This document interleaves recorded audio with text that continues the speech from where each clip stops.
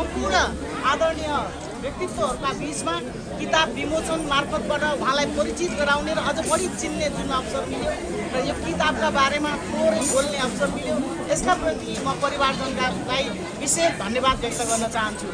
जति बेला 2022 सालमा जन्मिनु भएकी 22 सालमा विवाह बन्धनमा बाँधिनु भएकी स्वर्गीय पिता खडानन्द तिमिल सिन्हा, आमा पवन कुमारी र तारादेवी सिन्हाकी रत्न र स्वर्गीय कोशराज अधिकारीकी धर्मपत्नी र 3 छोराहरू र बुहारी 6 नाति नातिनाकी परिवारकी धनी आदरणीय दिलकुमारी अधिकारी नेपाली राष्ट्रिय राजनीति मात्रै नभइकन राष्ट्रिय नेपाली महिलाहरू मध्येका एकल महिलाले भोगिरहेको समस्याकी एक प्रतिमूर्ति र उहाँ सफल आदर्श व्यक्तित्व दिलकुमारी अधिकारी तपाईँ हाम्रो बिचमा भइरहँदा हरेक सङ्घर्षले सम्भावना लिएर आएको हुन्छ।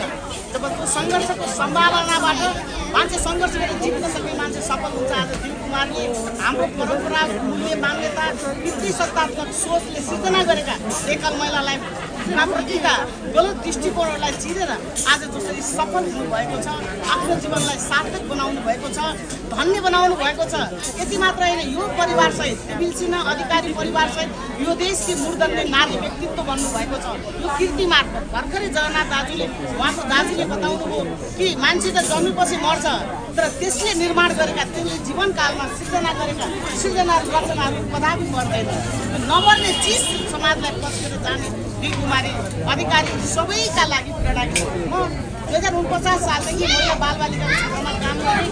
म यस्तै एकल महिलाहरू चाहिँ असहाय बाबुहरू पाल्ने ठाउँमा छु।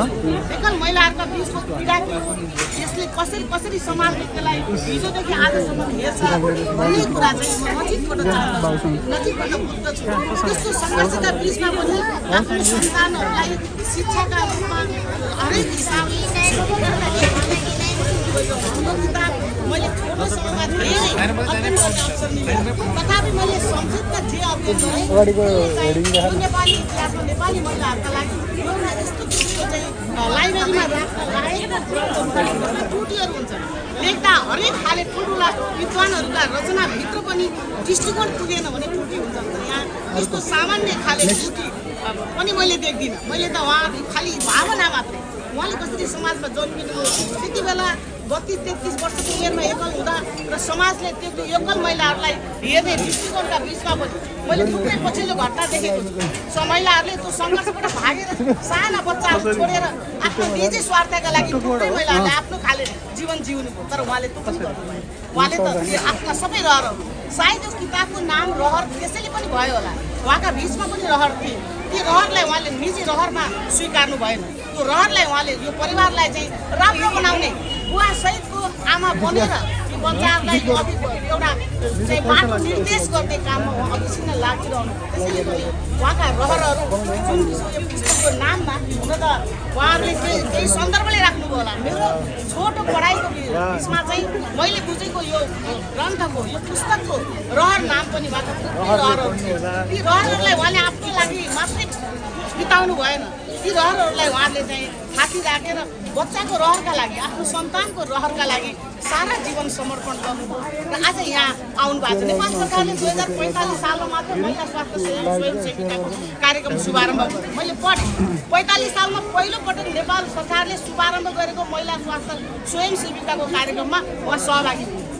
उहाँ आफूले चाहिँ अहिले भर्खरै उहाँको दाजुले बताउँदै हुनुहुन्थ्यो उहाँ औपचारिक शिक्षाबाट वञ्चित हुनुभयो। तर शिक्षा भनेको औपचारिक मात्रै हो, अनौपचारिक शिक्षाबाट उहाँ शिक्षित हुनुभयो, दीक्षित हुनुभयो, जसले चाहिँ स्वास्थ्यका माध्यमबाट समाजलाई सचेतना गराउने स्वास्थ्य स्वयंसेविकाको भूमिकाबाट उहाँ आज आउनुहुन्छ, किताब रचना गरिसक्नु भएको छ। यसैले उहाँ औपचारिक शिक्षा अहिले मानार्थ विद्यावारिधीको उपाधि दिए पनि नपुग्ने रहेछ ग्रन्थको कुरा।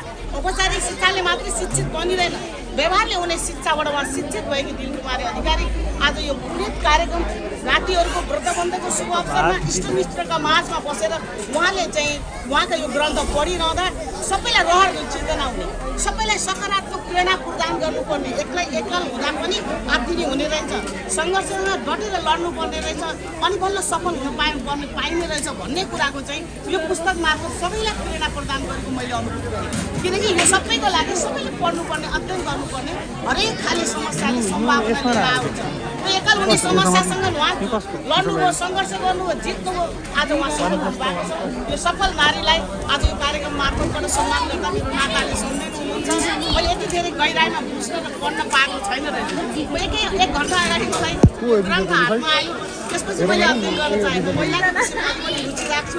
हुन त परिभाषाकै हिसाबले म पनि एकल हुँ। विवाह नगरेका मान्छे पनि अहिले नेपाल सरकारको कानुनी मान्यता परिभाषाभित्र विवाह नगरेका पनि एकल, शिवान नभएका मान्छे सबै एकल, समाज सबै छ। तर पनि उहाँले चाहिँ उहाँ पनि एकल हुनुभयो, परिस्थितिले एकल भए पनि त्यो एकल भित्र पनि उहाँले त्यस्तो खाले सङ्घर्ष गर्नु र सफल हुनु। तपाईँप्रति शिर नुगाएर सम्मान गर्न चाहन्छु।